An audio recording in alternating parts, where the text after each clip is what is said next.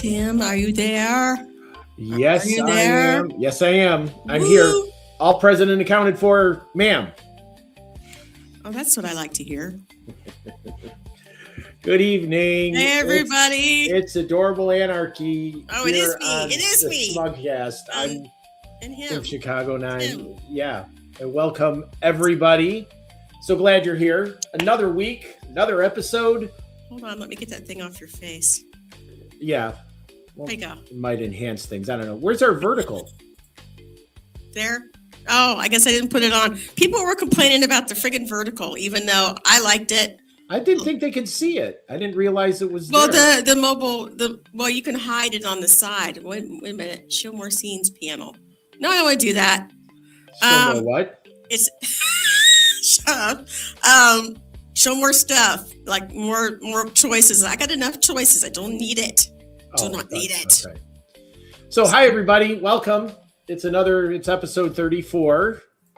We got some things to talk about. We do. Yes, we do. And I don't know where to start, to be honest. Oh, really? Because there's a story that's broke this week that there's a lot of people going, what? Broke? And yeah, it's the Is it Afro Man? No, it's a story that came out earlier this week. Late last week, over the weekend, something like that. Anyway, in Florida.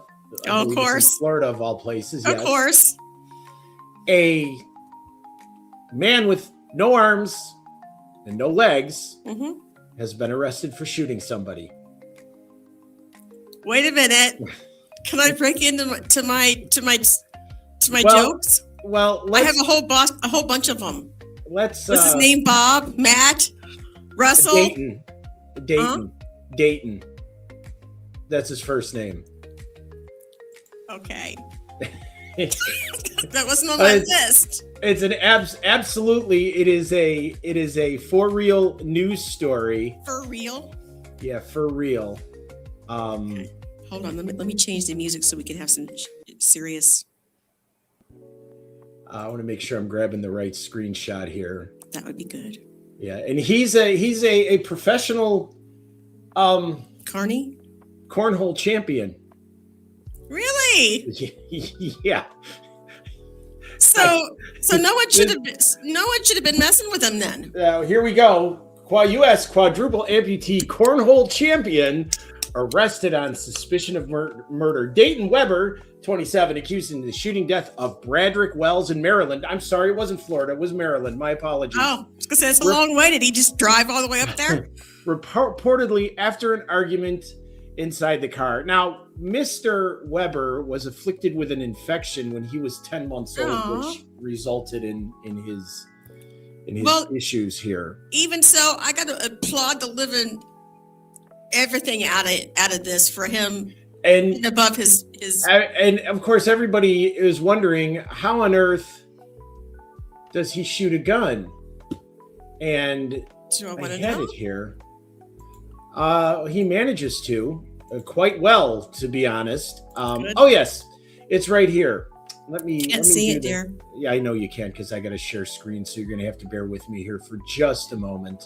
Well, I got to applaud anybody who rises above their situation to do better things. Right, right. This one, it didn't turn out that way. It's not exactly the kind of rising above one would have in mind, but Sarah. Hi, Sarah. Yeah, you know what? It is one way to start the show. Well, you know what? Let's shock them. Let's get in there. Let's make people go, ooh, look at them guys. Okay. Wow, they're serious. So, yes, we are. We're quite serious.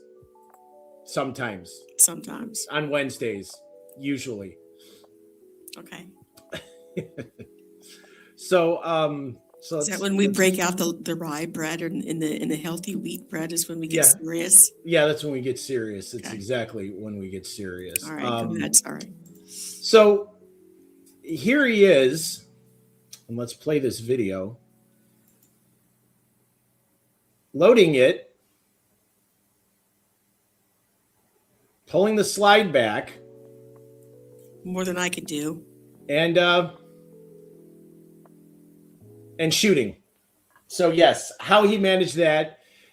If it weren't such a sordid story, I'd look at that and go, well, you know what? Applause. I would salute, suppose. Sir. Salute, sir, because you've overcome, and it's a good thing. Well, it was a good thing until he got in the argument and shot somebody, which was a bad thing. But yeah, it's just when you thought, and I was seeing this story pop all over Twitter or X, and I use it. I'm addicted to it. I'm sorry. Well, we all know you got issues. Well, yeah, that's true. And I'm reading the story. I'm like, okay, this is somebody's joke. And then I looked it up. I'm like, no way. Like, no, absolutely no way. This is not. It is possible. And I thought I'd seen everything, but I guess I was wrong. Well, hey, didn't you notice any difference this week? Yes, the Inner Cave. Yes, the Inner Cave has books and bunny lights. Stuff. Bunny lights. That's right. Yes. So moving on. I mean, we. No, your room looks great, sweetie. Thank you. It does. It looks really nice. This 3 square foot of my room looks great. The rest of them not so much. And so, are my radios still on back there? I don't hear them. Okay, they're still on. Got to listen to the Air Force's secret message channel so we can hear them read messages that we can't decode, but are probably important. Given everything that's going on, I would imagine they are. Now, Timberly. Yes. I mean, not your fault here, but you know what kind of freaking mood I'm in at this point. Yes. It has been, I'm sorry, listeners, it has been an effing day of stupid people. Thank you. And I do not have the patience. So thrill me, chill me. Let's go. All right. So he's going to be arraigned on murder charges, apparently. It was due to an argument he had with a friend in the car. Over a woman? I don't know. He was in the car he was driving, which is another feat in and of itself. And I don't know if he has any sort of... Yeah, I did that. I just pushed... I said it, and it didn't even register. So, because it was a long week for me. It's a long day for you too, huh? Well... All right. Sorry, go ahead. Well, you know what? And this is what I hate about living in an apartment complex. If Everybody hears you. Well, no, but Yeah. So we get misdelivered packages all the time. Oh. Amazon is forever dropping crap wherever. It's like, this looks good. Just put it there. Take a picture of it. Say we delivered it. We delivered it. Bye. It's an apartment 107, 3 buildings over. Three buildings over. As far as there, but I was supposed to get medication in the mail. Oh, that's what happened. When you're old, that it happens. You need it. He needs his medication. He's cranky. Something. So am I. Go ahead. So it didn't show up when the post office said it was delivered. They said they delivered it to the mailbox. I go down to the mailbox. It's not there. Yeah. I'm sorry. Well, now, and you saw this. This was a couple of months ago. Somebody's package was delivered to our door by mistake. Oh. Yeah, go ahead. Sorry. And being the good neighbor that I am, I took said package to the neighbor. You did. You were so nice. And they were actually shocked that somebody went and did that. Yeah, and you should have said, hey, this is what should be done. I handed it to him. I said, yeah, this wound up at my door. I'm pretty sure you were looking for this. And he's like, oh, yeah. Well, yeah, thank you. Thank you very much. And he was just like gobsmacked that, wow, manners. Holy crap, I encountered manners. Well, you are in kind of a suburb situation here. So, but what floors me is somebody in their mailbox somewhere in this vast complex got medication that didn't belong to them. That they're not on, most likely. They're most likely not on. Now, you would think they would look at that and go, oh, this is from a pharmacy. This is somebody medicine. Needs this. Yes. This should go over to this apartment in this building. Somebody may need this. Let me take it to them. No, they probably looked at it and said, crap, it ain't mine. Just threw it out. Throw it away. Yeah. So I called the pharmacy and very helpful young lady who helped me today. They're sending me a replacement overnight, which is great. But the problem is, it's medicine. If that happened where I got somebody's stuff in my mailbox that wasn't mine, I would be taking it to them because it's just what you do. It's how I was raised. But these days it's like, wow, this ain't mine. I'll just throw it out because I don't give up. Or I'll give it to somebody or sell it. That too. Don't know what my medication would get on the street market if it has a street value, so to speak, but well, you're pretty warped, so I'm going to say it's powerful stuff. So, anyway, you mentioned, and we can take down the rant because I believe I'm done. You're done? All right. Well, maybe not. Leave it up because this is kind of a rantable subject. Okay. Now we go from the realm of neighbors doing stuff to the kind of stupidity I really cannot stand. Nothing makes me angrier than conspiracy theories, especially dumb conspiracy theories, especially a theory that can be disproved by anybody who passed 6th grade science. It's not that hard. It's really not. But, chemtrails, everybody, chemtrails. Okay? The government or somebody is poisoning us by letting jets fly through the sky with exhaust coming out of the wings. Yep. They're called contrails for a reason, ladies and gentlemen, because it's science. You know how your car, if you live in the northern states or when it's cold, you see the exhaust in the cold winter days coming from your car? Same damn thing is happening up there. It's when I fart in the wintertime outside? Well, if you fart in the wintertime outside, it just freezes and falls to the ground. No smell. Or they'll see the puff of steam come out of your ass, one or the other. Okay, go ahead. Sorry. So, yeah, up there where it's minus 34 degrees Fahrenheit at 36,000 feet. And I hate to break it to those of you who tried to tell me that the atmosphere is uniformly the same temperature from top to bottom. What's that in Celsius? What's it in baht? I don't know what it is in baht. I think it's minus 37 or 38 Celsius, something like that. How do we convert temperature to baht, to money? Oh, sorry. Go ahead. Sorry. I'll just sit here. So the reason we get vapor trails, ladies and gentlemen, for those of you who would still insist on calling them chemtrails and think you're being poisoned, is because jets exhaust, like your car exhaust or your breath on a cold winter's day, is hot. The air up there is cold.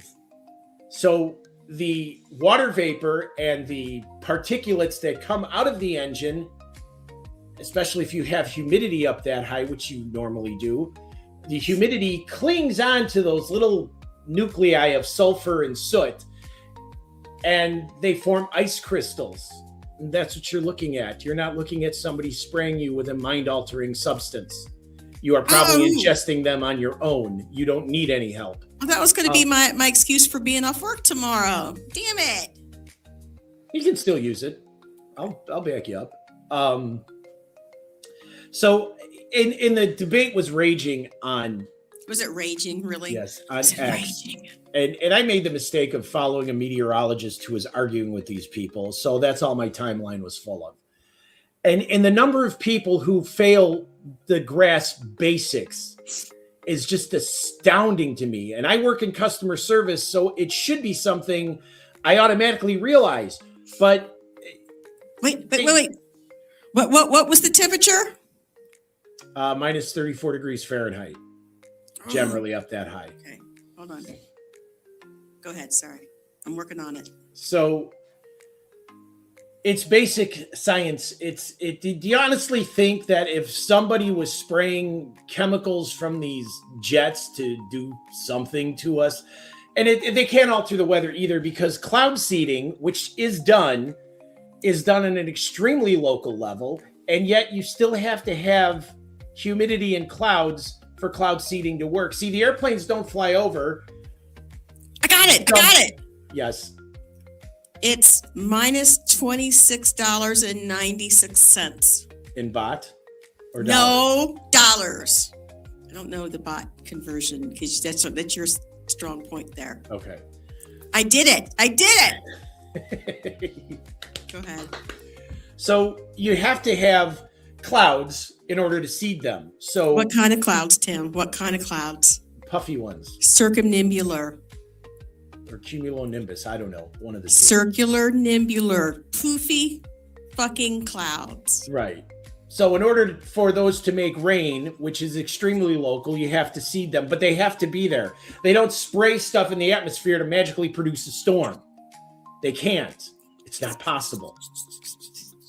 So your science lesson here today, ladies and gentlemen, is go back to 6th grade. For those of you who don't get this, because the rest of us do, all of us adults in the room, we understand. But if you can't, go back to 6th grade, tell the teacher you effed up science when you were 12, and you need to take it again. Don't get me started on radio frequencies, because that's another thing. My dad was a science teacher. I can't really tell him that. Well, but the same people that you're talking about, a lot of the people that you're talking about also don't believe in the carbon dioxide issues. And you know what I mean? They don't apparently understand that trees love carbon dioxide. Yes. Why do you think? Monoxide. I'm sorry. Carbon. No, it's carbon dioxide. Carbon monoxide will kill you.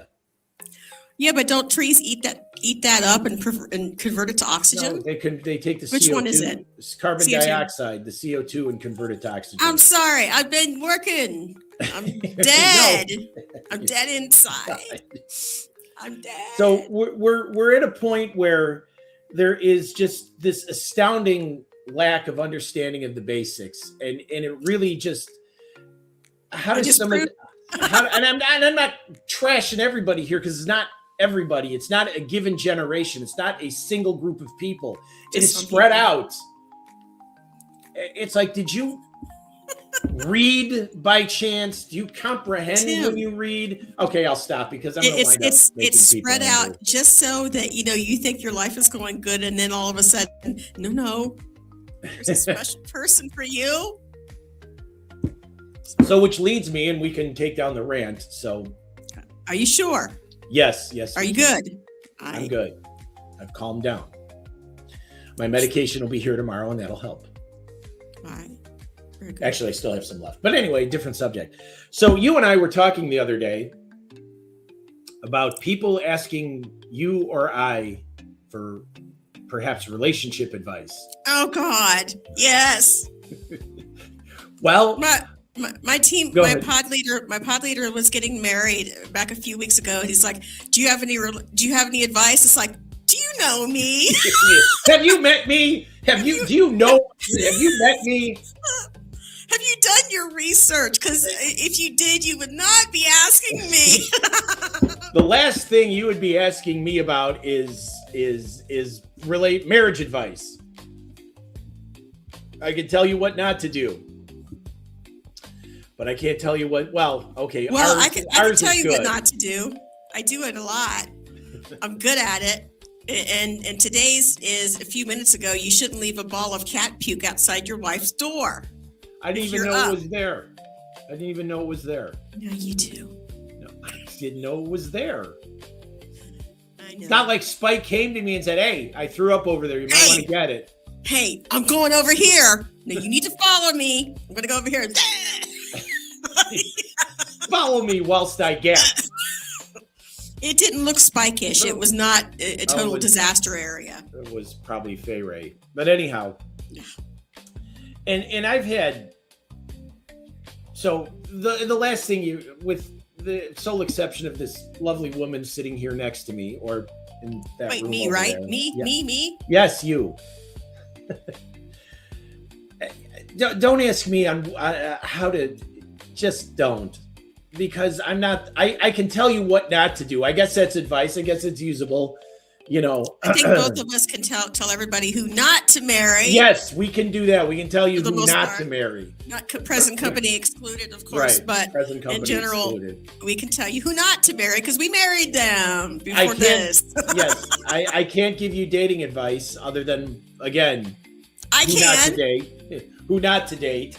I've run across many of those, and I'm sure, to be fair, I am sure some of those ladies are like, "Oh God, this isn't the guy I went out with the other night. Man, what creep!" I'm sure it's happened. If a young man says, "Hey, do you want to go out? I'll meet you at the Wendy's across the street," and then I show up and he's like, "Yeah, I already ate. Let's go back to your place." It's probably a no. Yeah, that's probably no. Probably. I have gone out on a date. I did go out on a date where a woman brought her 4 kids. Well, I can't really say much about that because I used to take Jimmy on dates. But it was our first date. They would feed him. Hey, Frank. Hi, Frank. Hi, Frank. How you doing? Oh, Frank.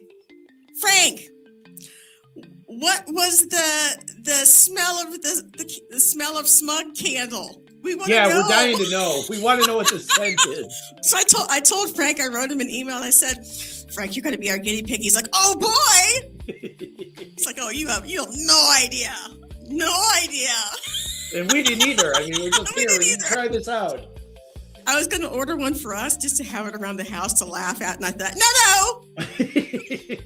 Frank gets it. He didn't receive it yet. Yes, he did. Oh, he didn't? He said he didn't? No, you said he didn't. Yeah. I'm so sorry, Frank. Well, let us know. Please let us know. Yeah. What's wrong with these people? It's because, They gotta deliver everything like separately, I guess. But well, keep us informed. You're getting a candle. You're getting the smell of SMUG candle, which is available on Fourth Wall. Yes, on Fourth Wall. Just scan the QR code. It says merch. Right up here, ladies and gentlemen. See where it says SMUG Cast mug, merch. And Frank got a mug though. It looks very nice on his little desk. Yes, it does. It looks very nice on his because we were watching the Community Pulse last night, which Frank is the host of. Great show, lots of talented individuals. So it's a lot of fun. Yeah, it was. Wait a minute, what did he say? Oh no! He spoiled my birthday present and quite possibly the entire year. Well, he's Canadian. He'll get over it. He's tough. He's a tough guy. Yeah.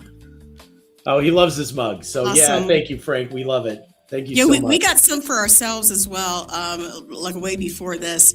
And I was sitting there and I was thinking, I know that I sent you one of my AA ones where it's like, Frank needs a SMUG mug. Yes. Of course he does. Everybody should have a SMUG mug. Everybody does.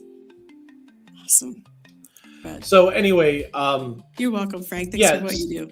Yeah, thanks, Frank. We love your show, and I need to catch it more often, but we love it. Yeah, we're down here in stupid people land, as we were just discussing. So Yes, we were. Continue on, Timothy. Anyway, so I was out in the state with this, and this is a long time ago. And was that good, huh? I think it was in between it was after our divorce from my first wife, so we're looking at 30 years now. Was it a divorce sandwich?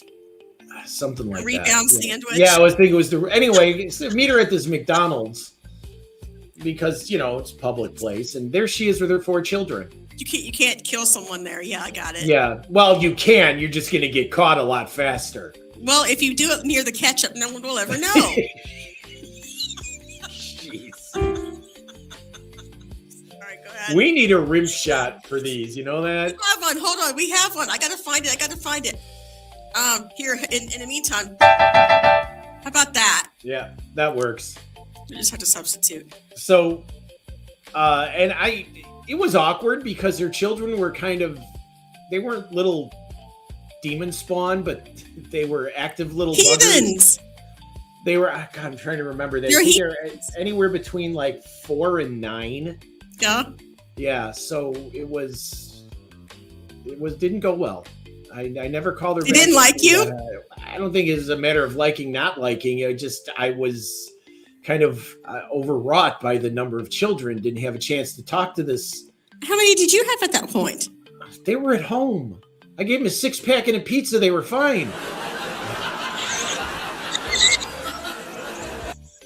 There you go. Oh, I'm kidding. I gave 6-pack of root beer just so you guys understand. No, I did. They were with my parents were watching them. I think something like that. Oh, so they were all right. They were all right. Yeah, the kids are all right. Yeah. Led Zeppelin even said so. You don't like Led Zeppelin, don't I know. Use that. But I musical reference. Oh, yes, Frank. I was Dad of the Year. I really was. They voted me in Dad of the Year. Gave the kid because he gave the kids a 6-pack and anyhow. Yeah, yeah. So, and this is a joke that's probably not going to go over well, but here we go. One of my funnier stories to tell. Oh boy. Oh well, first there's the actual. Well, I'll do the joke I heard the other day, which was pretty good. But anyway, a bunch of years ago, for reasons and reasons, I was in a parenting group. A parenting group? When someone says, hey, you go, hey. Is that it? Something, yeah. Parenting support group. Oh, parenting, like not parroting. Not parroting, no. Parenting. Not like a bird. No. And we were having these discussions, and me and my sense of humor. I hate just didn't like it. The vibe was way off. Yeah, I've been there, done that. Because, a very skinny, bearded man who talked like this was in charge of the group. Very soft-spoken. A nonviolent man. A nonviolent man. So when I see that, well, you're not exactly, Chuck Norris, pardon, God rest him. Yes. I'm surprised at you for not taking all sides into consideration. We get into this discussion on discipline. You can probably see where this is going. And the leader of the group is like, so how do you all discipline your children when they we don't? And there are a couple of customers were like, a couple of people are like, well, we give them timeouts, or we make them sit down, or we confine them. I put them in the corner with books on their arms. Is that it? Right. No. He looks at me, and wife number 2 is with me. You know who I'm talking about. And we're both in this group. Pacifica? Yeah, Pacifica, exactly. So we're both in this group, and so he gets to me, and before the other half could open her mouth, he's like, so what do you do to discipline? And I said, I just take them out back and shoot them. I run out of kids quickly that way, but it's effective. When the rest of them see that, they don't screw up anymore. I thought this guy turned white. The color drained from his face. my other half looks at me like, and then the other two couples or three couples that were there, a couple of husbands were just absolutely lost it. And the guy looks at me and goes, surely you don't mean that. I'm like, of course not. No, I was thinking about you. So, we did the standard timeout, stand in the corner. I got dismissed. Punch out headlights on the expressway, that kind of thing. Go ahead. Dismissed from parenting class. And why? Why were you dismissed from parenting class? Because I wouldn't agree to put my kid in a timeout. Because you got to put him in a timeout. Fucking timeout. No, you know my kid. And for those of you who don't, let me hip you. The aliens dropped him off. Okay, I never thought really that he was going to be part of this world ever, and to this day he's still not. And when he was younger, I can't even tell you what I went through with this child. Okay, he just would not behave every day. There was a call from the school. If there wasn't, I thought someone died over there. I thought someone who was in charge of the phone had died. If I didn't get a call. Tied up in the closet, one or the other. He was, to say he was a troubled child would a nice underestimate. But so putting him in a timeout is not an option. Right. And my father was a military school graduate. And so my father had a different way of raising us, which back in the day was not looked at, as bad or anything like that. It was just, you discipline your kids. I was raised in the children should be seen, not heard era. Yeah, kind of. So that's how I was raised. So when my son got in trouble, what did I do? Okay, now you stand in the corner like this, put these encyclopedias on your arms, and you'll be sorry, and you think about what you did. And this woman was like, what? I was surprised that child services weren't at my door. And my son told the teachers, because I wouldn't take him to McDonald's one week, he told the teachers that I wouldn't feed him, and they called child services on me. And this happened repeatedly. So this is the kind of kid I'm dealing with. Timeout is not going to work for this child. It does not work for every child. Right. And honestly, I never found really anything that did work, but what are you going to do? And I'm sure, we were both raised in the same era, I don't know if you ever tasted a bar of soap when you were a child. I did. I did too. Yeah. Clean me out. Literally. Mm-hmm. Yum. And guess who didn't use any bad words after that? Hello. Oh, it must not have really worked on me then, because fuck. So when I was a kid, my mom and dad were raising 6 of us. 5 of us were boys. Yeah. And so one day, my mom, after having absolutely enough of us, grabbed her purse. More of you. Grabbed her purse and said, "I'm leaving you kids."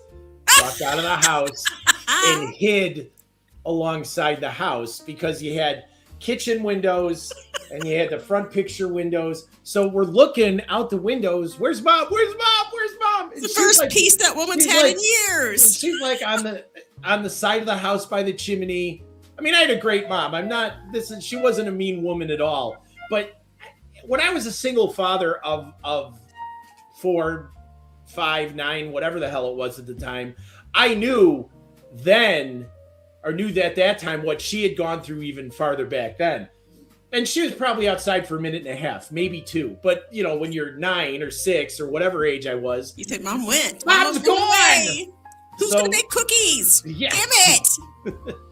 So she comes back in. We're all in tears. We're sitting on the couch. And she Being goes, good? Yeah. She goes, so so we're perfect little angels the rest of the day. And then what happened the next day? We're hellions again.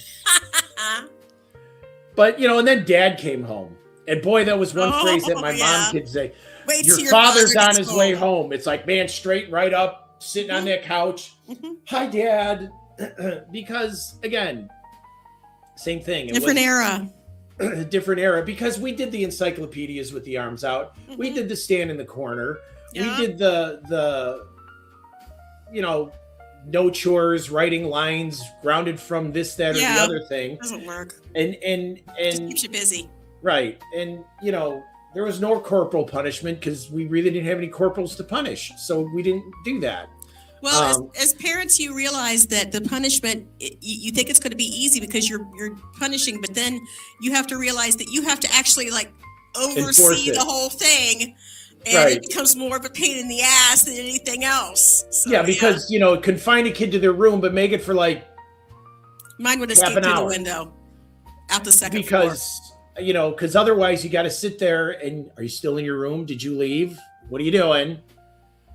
But when we were kids, it was a lot easier to confine us in our rooms because we didn't have smartphones. We didn't have computers. We didn't have televisions in our room. We had walls and pictures. Well, never in a million years would I have ever thought, and still today, my risk tolerance is below the earth at this point. It always has been.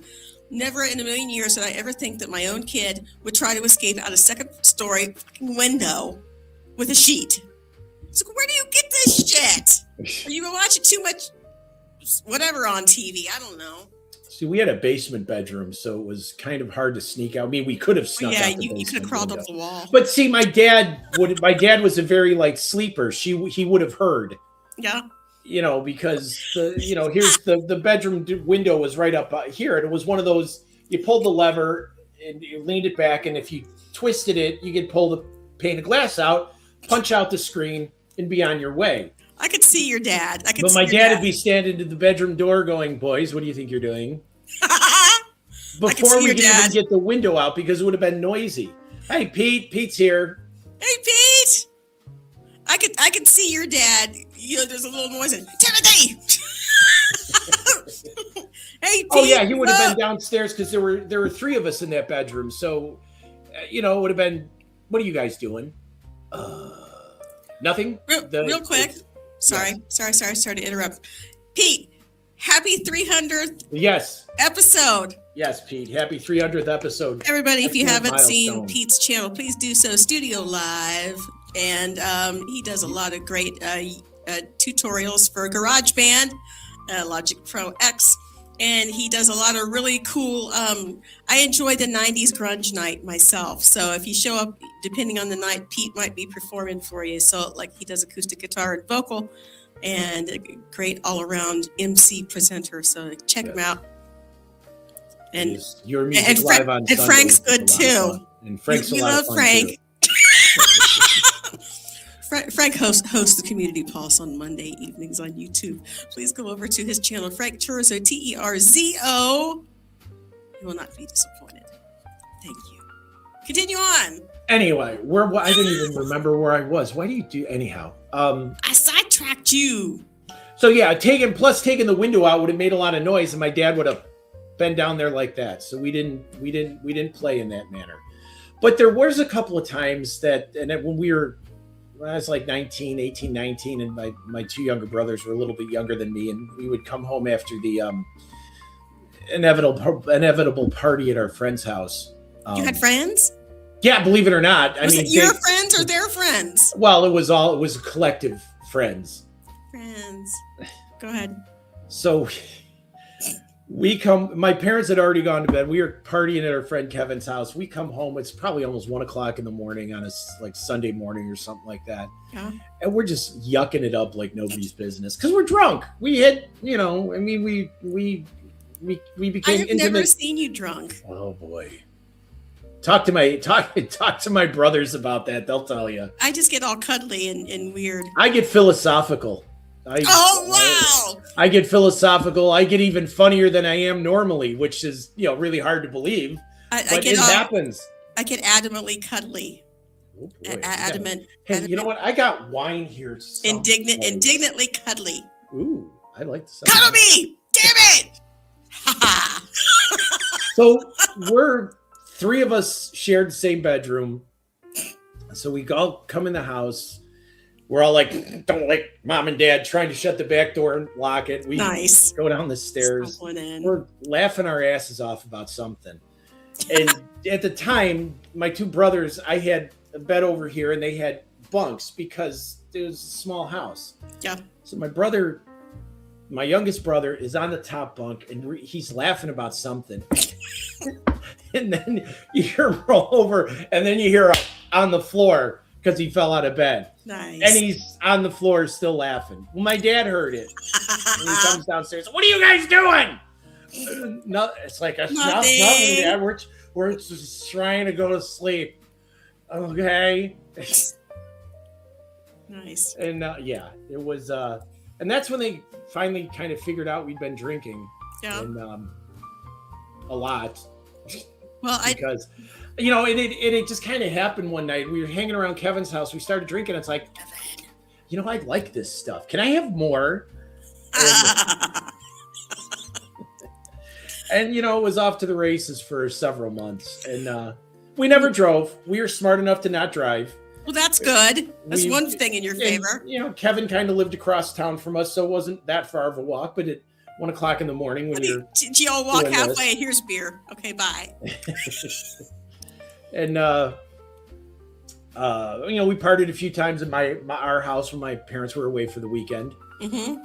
And that was always fun. But we would like secure the house. We'd take all my mom's valuables, like her precious moments and anything that was worth anything, and we'd like put it in my parents' bedroom, and then we'd lock the bedroom door so anybody who was getting amorous wouldn't go in there. And, amorous? How old are you? I know how old you are. Don't worry about it. And getting frisky? Yeah. And we made sure my dad's liquor cabinet was covered. So again, nobody got any ideas. And how was that going to keep people from getting ideas if people knew it was there? But they didn't know what was in there because we covered it. If it's a liquor cabinet, but they didn't know it was a liquor cabinet because it was covered. So, and this was right around when I was liquor in there. It's right around when I was 21, and I have an affinity for imported beer. So I love imported beer, and I bought a bunch of imported beer to celebrate being 21. And I had gone out to the 7-Eleven or whatever to get a couple cases of just the regular Coors or Miller Genuine Draft that we drank for the party. Yeah. And I come home. I was out a little while because various reasons. Because I don't remember why. I just took a little bit longer than normal. And I get there, and old buddy Kevin is there with a couple of party goers, and they've all got my expensive German beer in their hands. Aww. Like, what are you doing? It's like, one of the guys is like, dude, some great beer, man. And man, we thought Foster's was the thing. We were wrong. Because y'all didn't know. Yeah, we didn't know. Well, I have a drunk story, kind of, or at least been drinking story. Probably the only time that I can remember really drinking was on Christmas Eve one year, or Christmas morning. Because for Christmas Eve, my family liked to do shrimp and shrimp cocktail, and my mom would have Bloody Marys, and we'd have friends over, and the whole thing, the whole shebang. And so on Christmas morning, she taught me the night before, she taught me how to make a slow gin fizz, which I really liked. So I started early on Christmas morning because. Hold on a minute, honey. Yeah. And in here, I thought we were like being cool because, we see the commercials here in the U.S. Foster's, Australian for beer. Oh, he hates that. Don't do that. It's offensive to him. Sorry, Pete.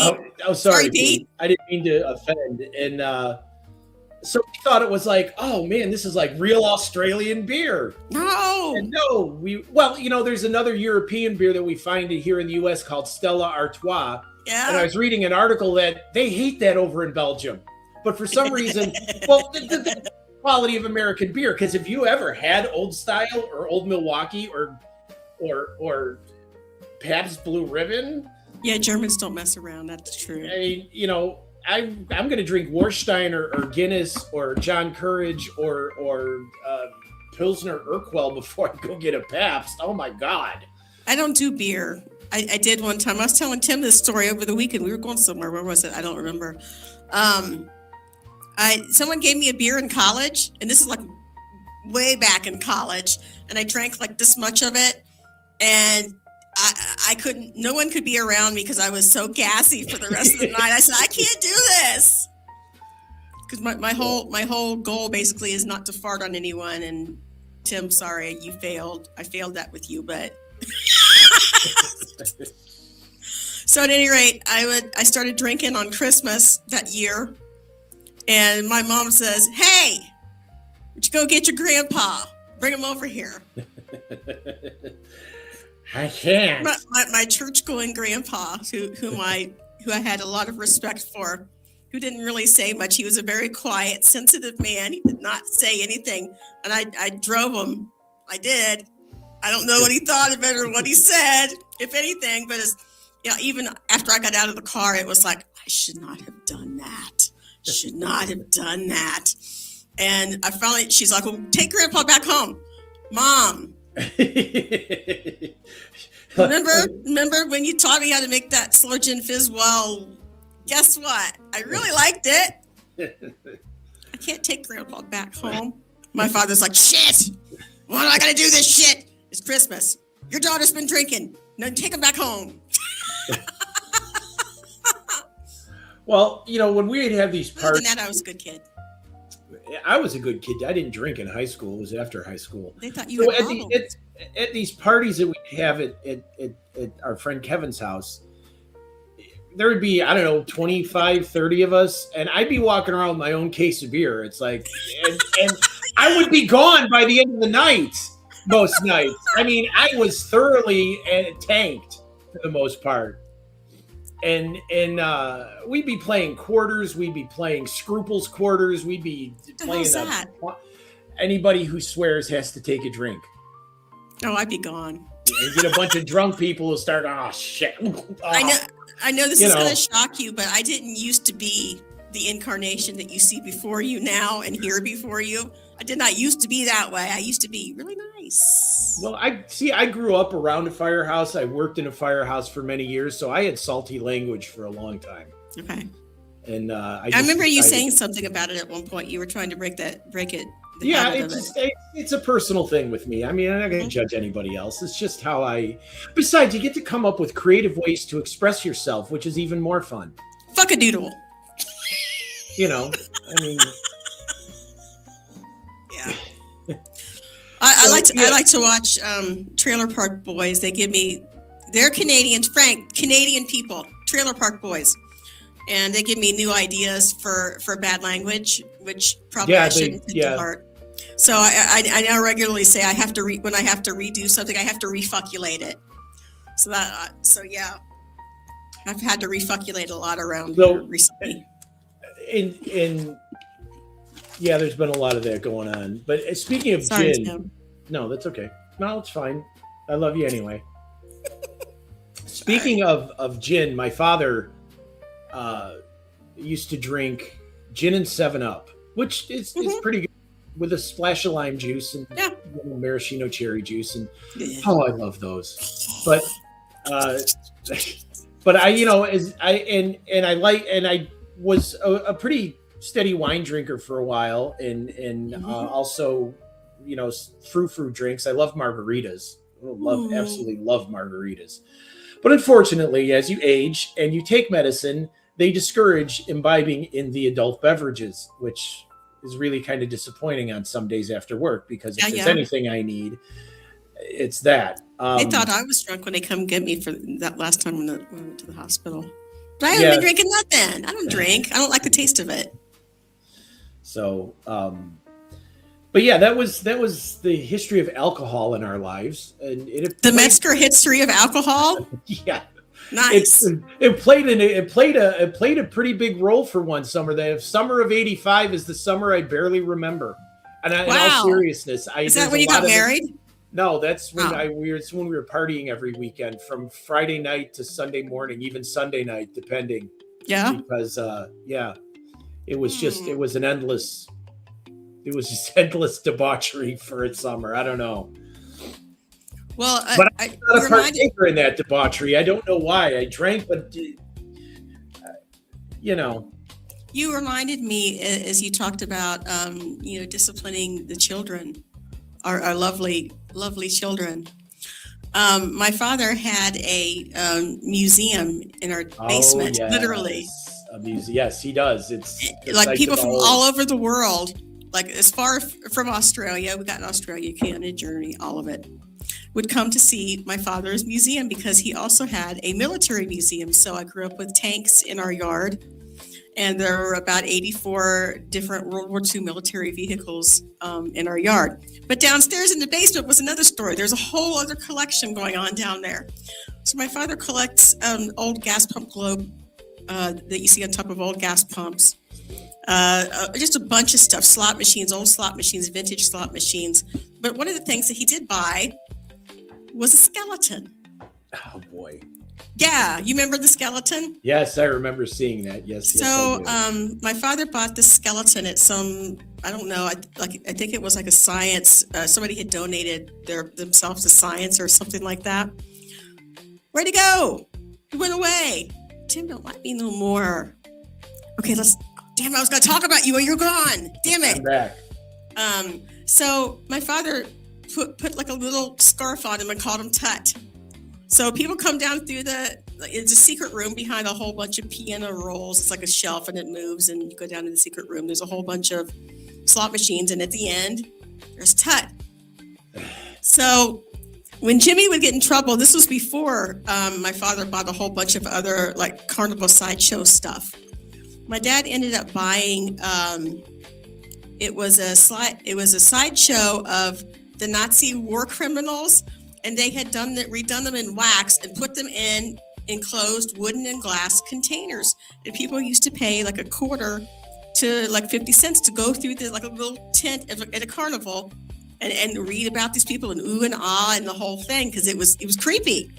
It was fucking creepy. Yes, it was. This thing made like $25 million like back in the 60s, I want to say. And my dad bought it as part of like a carnival auction. And so when my son, because we got tired of dealing with his ass, because he would just so much every day. So we would send him down we called it to be with the bad men. and at some point, somebody said to me, he's going to be talking about this with his therapist someday, right? Your name's going to come up, right? It's like, yeah, I guess. But he would say, at first he said, they're creepy. And then he's like, oh, they're cool. Can I go down to be with the bad men, Grandpa? Can I? It's like, damn it. So it only worked for so long, much like everything. Yeah. I mean, because I remember one therapist telling me, when I had my hands full, she's like, well, when you discipline the children, be careful that you're not punishing yourself. How does that happen? Well, if you're gonna punish yourself. If you're gonna stick the kid in a corner for a timeout, make it reasonable, like 5 minutes. Don't tell him that he's got to stay there all day, because then you got to stay there all day. Well, if that's the case, why am I punishing him at all? I don't want to sit there and watch that. Well, I mean, my dad used to make us write lines, which I abhorred doing that. Yeah, I was a genius at writing lines. No matter what you did, you couldn't make it go fast. Yeah. And it was always, I will not talk back to mom, or whatever it was. And American Pickers is cool. I like some of the stuff they managed to find. I asked my dad if he thought about selling them and stuff. He said, they were over here years ago. Okay. But you were saying, I'm sorry.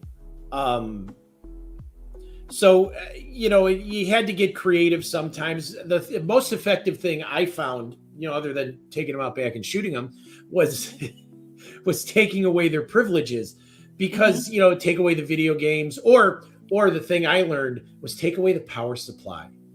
Oh yeah, I learned that too every now and again. Take away the internet router. Yeah. That sort of stuff. Take away the power supply from the computer, because the computer's there and they can see it. But I did that with my last boyfriend. Well, you had to. I mean, yeah, I did. Come on.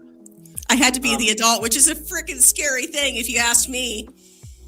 And so they're sitting there, the computer's there, but they can't play it because Dad has the power cord, until one of my industrious boys realize that, Dad's a computer technician. I'll bet he's got extra power cords somewhere. Bitch in the butt.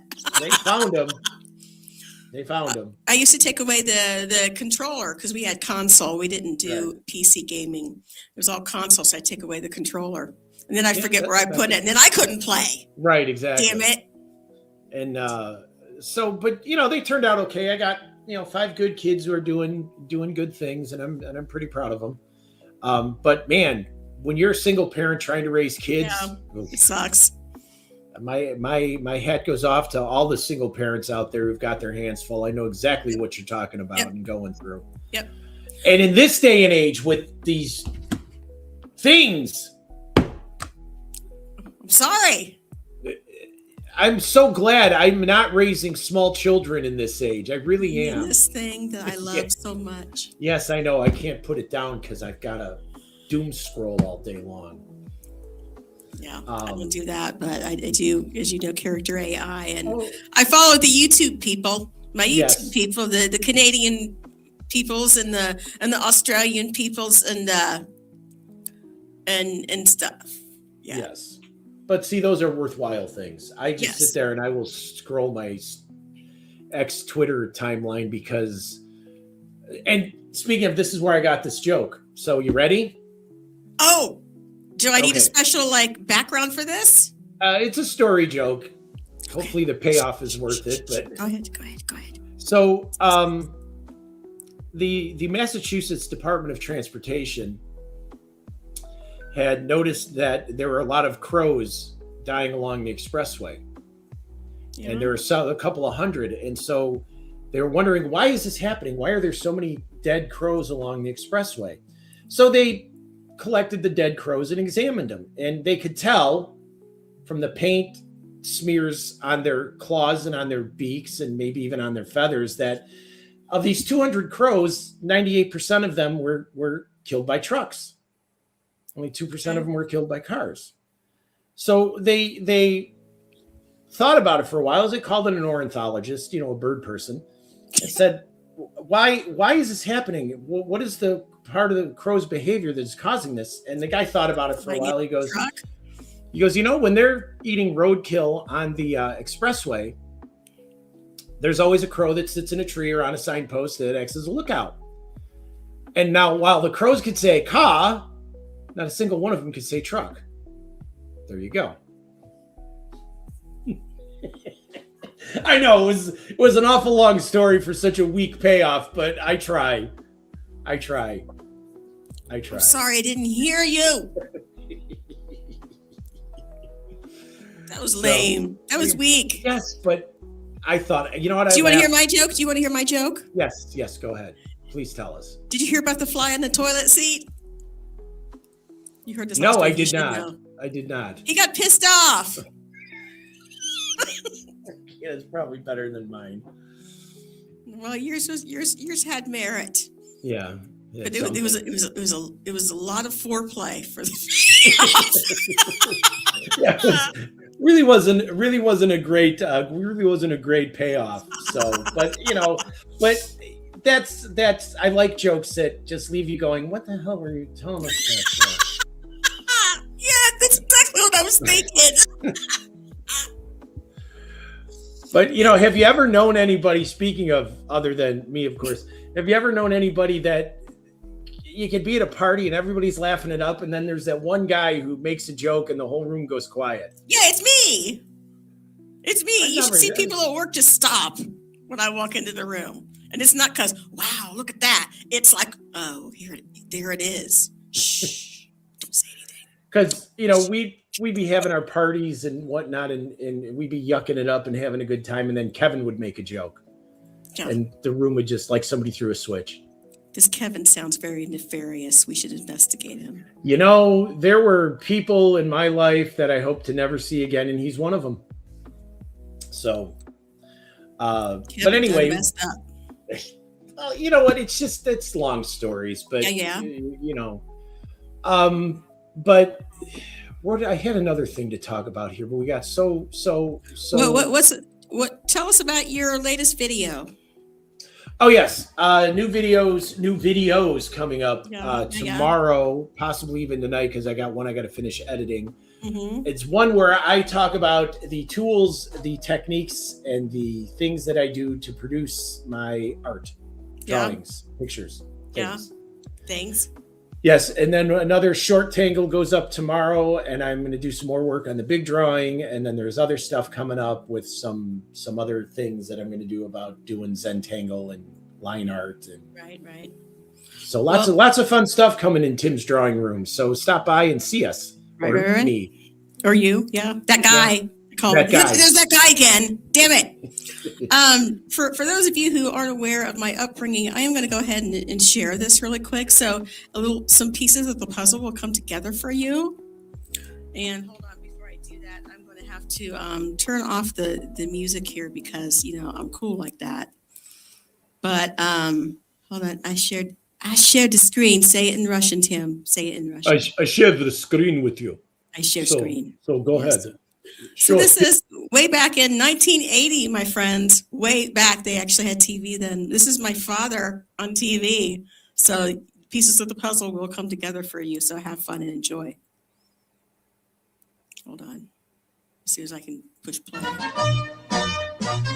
man who's going to make this death-defying jump is 42-year-old Jim.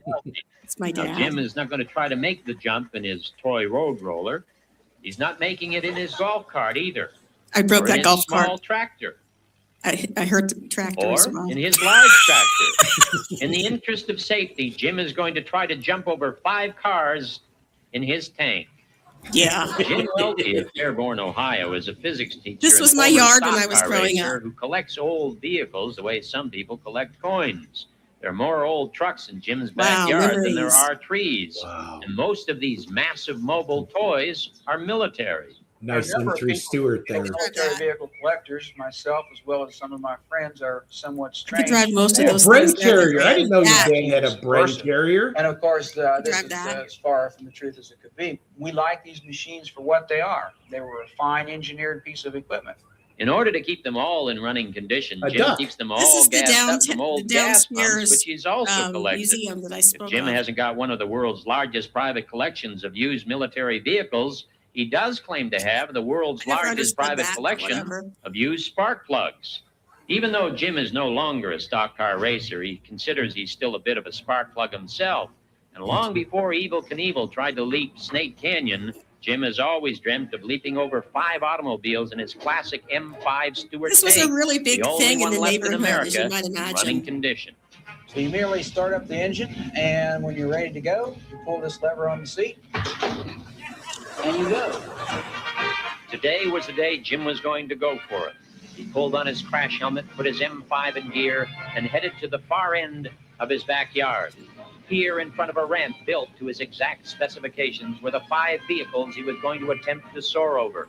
Hundreds of townsfolk gathered in the downpour to watch in nervous expectation. Kind of Medics manned their emergency vehicles. Doesn't say much anymore. Wow, look at the old Ford Century cab. Damn. He's real crazy. Greatest man you ever meet. He's crazier than anybody. Never seen a man attempt something of this type. I wish you'd asked me to ride along with him. Many of his I was neighbors about thought Jim 7, was crazy, I think, but at Jim that said it was point. his No, wait, neighbors I was who were older than standing that. in the You rain. were 12. Jim had planned this 12 or leap under the 13. most favorable of weather conditions. I don't know, I got nothing. With the ramp and the road a little bit damp now, even Jim was becoming a little apprehensive. But there was no turning back. I was somewhere in the back of Jammed that. on the accelerator and headed into history.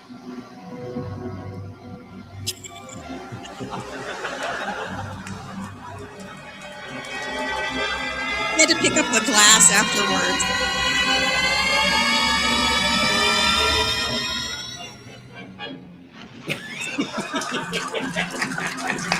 Love it. Is Jim safe? He is. We asked Jim what he thought of his experience. One small crunch for man, one big crunch for mankind.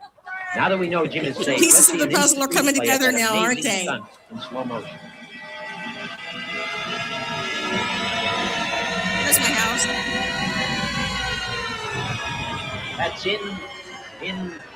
That's indescribable. So that was That's how I grew up, ladies and gentlemen. And there you go. I'm going to stop screen share. But that, I think, is going to take us about to time. Yes. Unless you had anything else you wanted to talk about. I had a couple of crappy design things from Reddit, but we can do those next week. Crappy design things? Yes. Is it like the magic fart sign that you showed me? Yeah, last week? it's similar. Awesome. It's similar to that, yes. Just again, do you want to show it? Okay, let me find one real quick. I did my stuff. You do your stuff. All right. I let you. Oh, will you? Oh, honey, you're so thank you. I let you talk to the people. Oh, I'm so excited. Hi, people. I get to talk to you now. This is one of my favorites. I don't think I did this last week, but let's do this. Apparently, this is a promo for a writers' festival. How? February 28th, Writers Till Constellations Not Week, March 5th. What? I'm sorry, but it's like, what did they do? Put on blindfolds and then randomly stick the letters onto the post? Is it like a creative make your own sign thing in your mind or what? Yeah, it was something. It was something. It was something. I'm not sure. I don't even think they know. Makes me want chocolate chip ice cream. Yes, it makes me want, or more fried chicken, one or the other. Both. And why not have both? Why not? See, we should have gotten that blueberry cobbler because now I'm craving it. Or blackberry cobbler. Patty LaBelle? Was it Patty LaBelle or who? It was Patty LaBelle, right? Yeah, Patty LaBelle's. Patty LaBelle had blueberry cobbler? Blackberry. Blackberry cobbler at Walmart, and I put it in the cart immediately because I said, "Ooh, blackberry! I like blackberry." I put it in the cart. The thing was like about this big, and it's like it could have fed a family of 12. And I said, "But it looks so good." Well, I don't know. The crust looked good. I mean, I don't know what was in there. And after, speaking of tonight's subject, as a review, ladies and gentlemen, vapor trails. Not chemtrails, vapor trails. I want to see somebody play tic-tac-toe with vapor trails. And remember the old days when they used to, some poor sappy guy would pay the pilot to write, "Will you marry me?" Yeah, I remember seeing skywriters at the time. Oh yeah, but now they do that on Flight Radar because you can, when you're looking at the Flight Radar website, you can see airplanes that have drawn pictures in the sky, like a couple of fighter pilots who drew a penis. I want to write one to my boss at work, but it's not going to be a nice one. By that I mean my higher ups. Yeah, there's a few enterprising pilots who've taken to the sky to draw their message, and when you're looking at the flight path on Flight Radar, they're saying some are saying some not so nice things. Other people are, oh yeah. But anyway, it's interesting. So I think, ladies and gentlemen, we are at time. We're a little bit beyond time, but that's okay. We did extra duty. Yes. So once again, thank everybody for coming by and supporting the channel, supporting our little endeavor here. We appreciate it. Frank and Pete, thank you very much for coming by. Sarah, we look forward to the Community Pulse and Your Music Live coming this week. Yep. And we're going to find some more stuff to talk about next week. Next week, I hope not to be as pissed off. Yeah. I'll have more to talk about. So I go get my whip in the chair and tame the lioness. Anyhow, what? I'm kidding. Don't even. Okay, so hold on. Let me put the music on before we go. Just to say that we got something on. Okay. So thank you everybody once again for being here. This is episode. What is it? Tell it, Timberly. What is it? 34. 34. We show you what for. I don't know. I got nothing. I tried to rhyme earlier today when I was writing a song, and it didn't work out well. Today's not a good song day for me. Yeah. But thank you guys anyway. Thank you for being here. And again, the Tuesday, point at it, Tim. It's below you. Tuesdays, 7:30 Eastern Standard Experience Time. Yes. I always like saying Come on by and see us and hang out with us, and we will find some more interesting things to go over. So we'll see you all next week. And like our videos and stuff, we're going to go AI, and y'all don't want that. No. So, all right. Thank you guys very much. Love you guys. Talk to you later. Bye. See you next